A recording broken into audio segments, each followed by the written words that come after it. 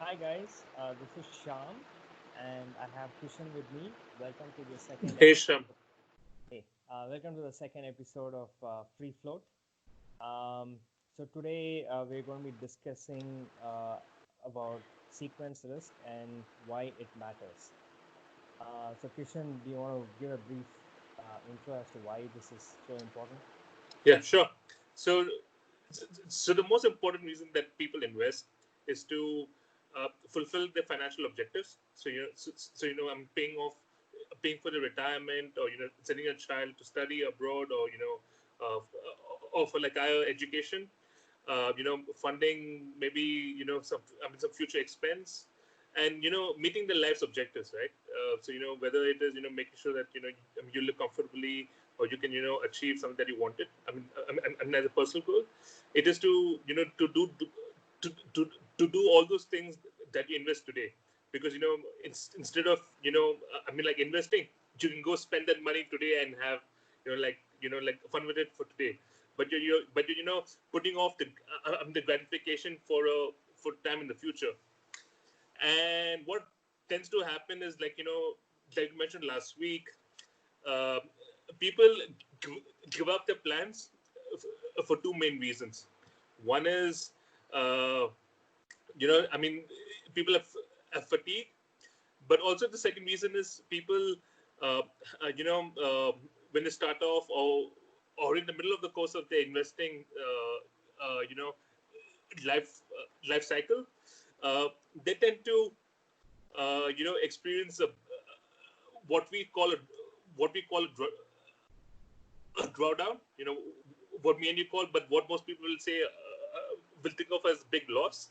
I mean, they experience maybe 1 or 2 negative years, and then that puts them off. They're like, oh my god, I lost say 50% of my money in 2008, and like a couple of months ago, I was telling people you should be prepared for, like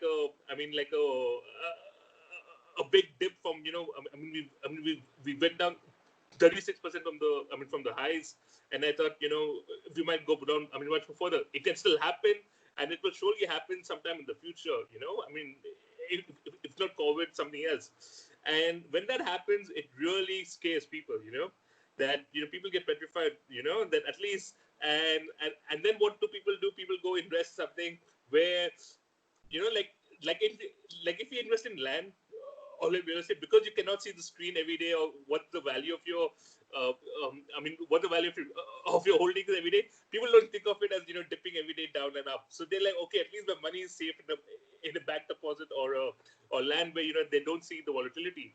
So I think it is important to build a portfolio which is based on someone's financial objectives and goals, and B, also to know the kind of person they are, right? And most people, from research, that people are loss averse. That people would you know would you know would rather not take a chance in losing money than take a chance in like making money, and trying to lose a little bit.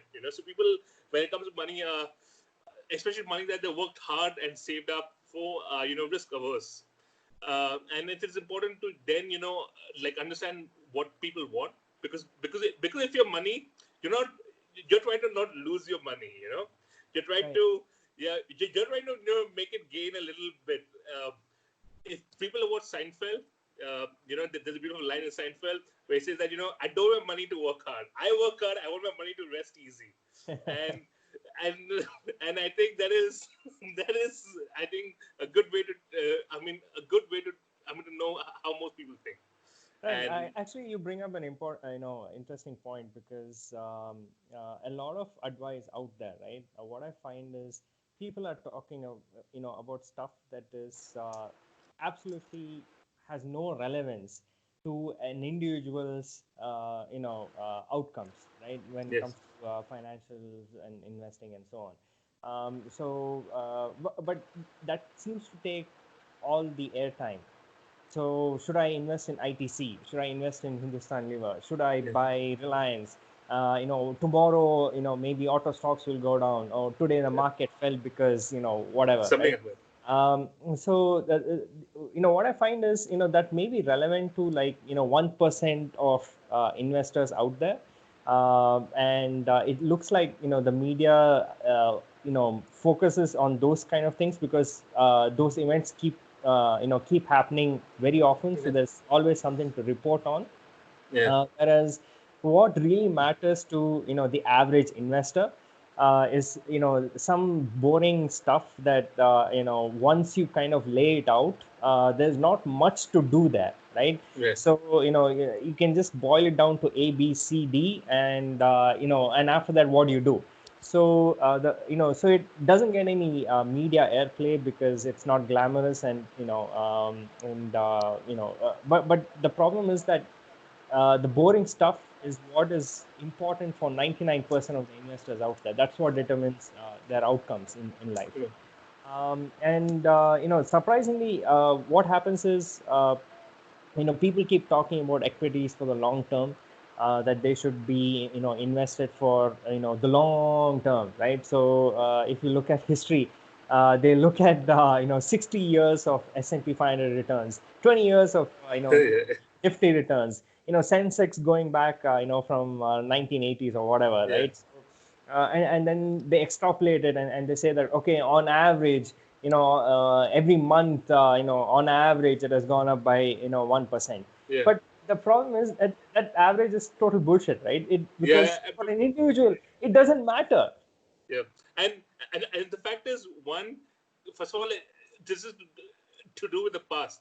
Just to believe that the past will repeat in the future is just, like, it's just like wishing for something that's, improbable, right? Because, the past will not, the future will not represent as good as the past. And two, you're absolutely right that the average is irrespective, because if you take a 20 average, the average might be 8% or 9%, but in between you've had major dips, and to live through that dip is something else, and it involves a lot of psychology and the ability to take your losses, and most people would like throw in the towel when it's at the deepest. Right. That's why the market is at the deep level, at credit level, because people are throwing in the towel. Right. And from a systematic investment point of view, right? The averages also don't make any sense because you take the population average, right? So you take the average from say inception. So S&P 500 data is available from 1950s or something. Nifty data is available from 1999. So you take these 20-year, 60-year averages, and okay, sure, you come up with something. Okay, here's the average, here's the standard deviation. Okay, here's here are all the statistics. But the problem is that nobody I know is investing for 60 years or 100 years, right?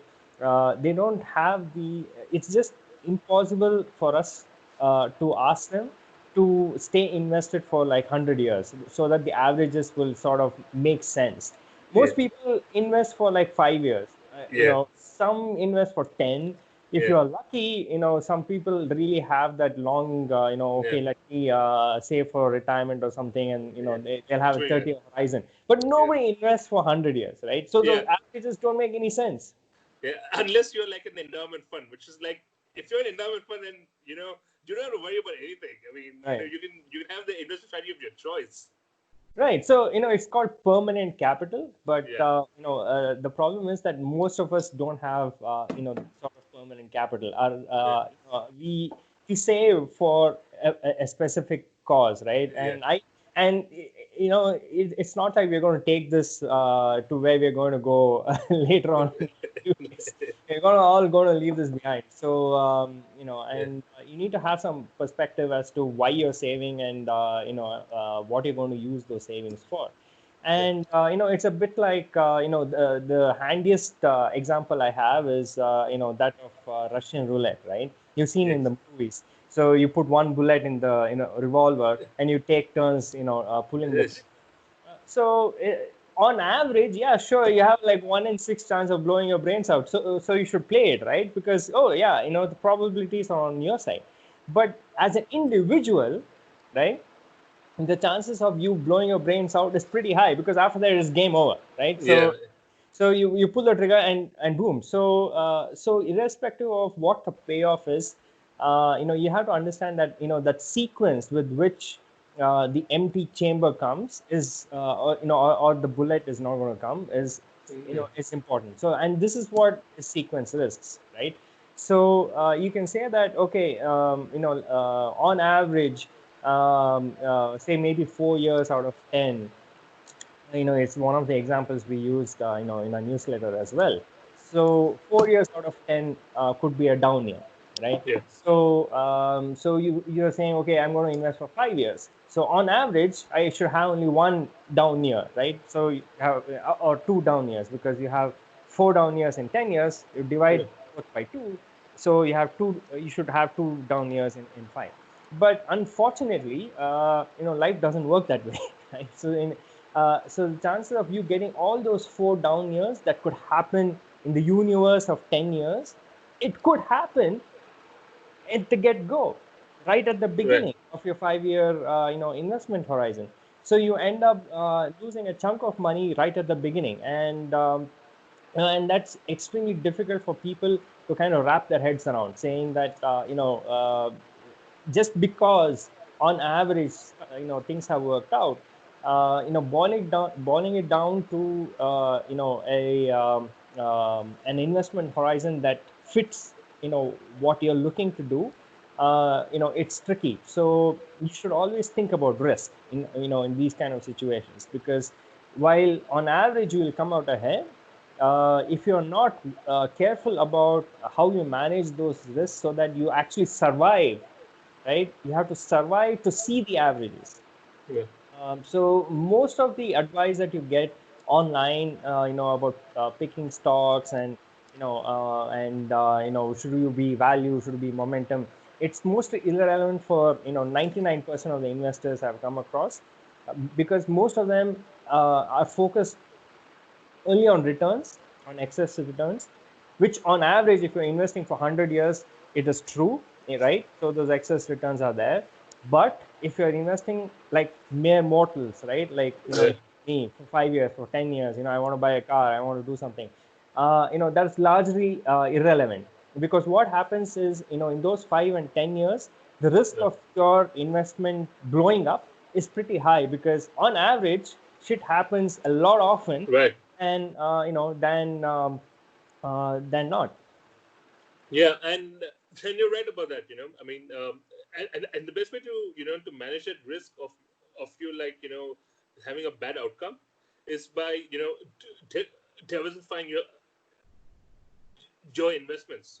So you like invest a bit into equity, and then you invest a bit into debt, and that portion of debt can be a like a random number. It can be say 40% or 50% or 60% uh, based on your ability and willingness to take risk. So that like even if you have a major fall in the market, like we have experienced some time back, um, you're not you're not affected by it. I mean, psychologically, you're still in tune with the strategy, and B, you're not lost a lot of amount. I mean, say the market is down, 30%, and your portfolio is, say 50% invested into equities, and you're still down 15%.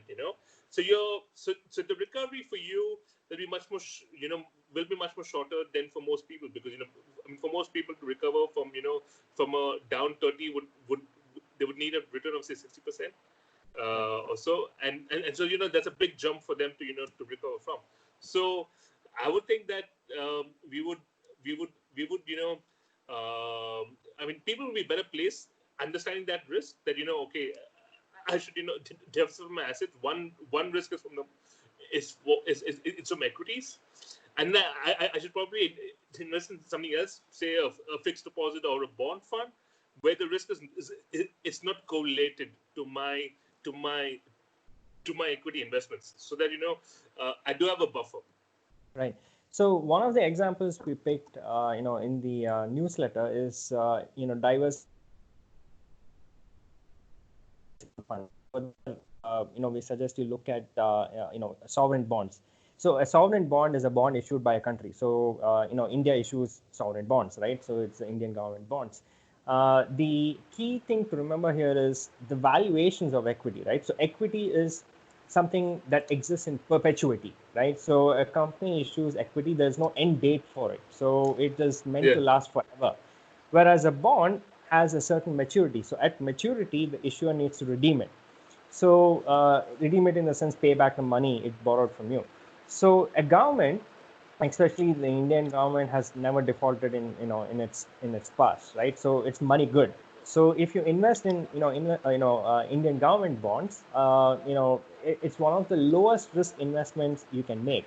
So because it is low risk, obviously its expected returns in the future are going to be lower, because risk and reward are inversely correlated. So the less risk you take, you should expect less returns in the future.